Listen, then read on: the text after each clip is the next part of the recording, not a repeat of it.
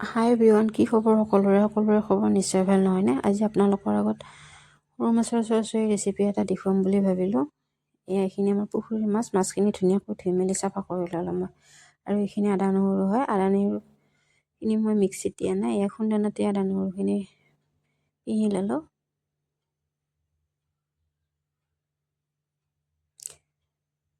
আৰু এয়া মাছখিনিৰ ওপৰত এতিয়া সৰু সৰুকৈ কাটা পিঁয়াজ দিলোঁ। তাৰপিছত আদা নহৰুৰ পেষ্টটো দিলোঁ আৰু প্ৰয়োজন অনুসাৰে মছলা দিম আমি। আপোনালোকে যোনে যিমান খায় তেনেকৈ দি ল'ব।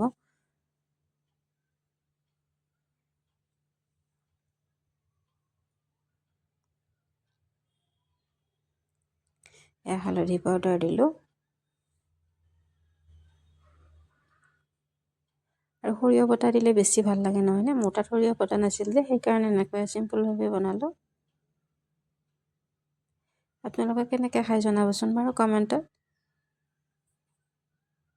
নিমখ, ৰেড চিলি পাউডাৰ, জিৰা গুড়ি গোটেইখিনি দি মেলি মাছখিনি ধুনীয়াকৈ সানি ল'লোঁ।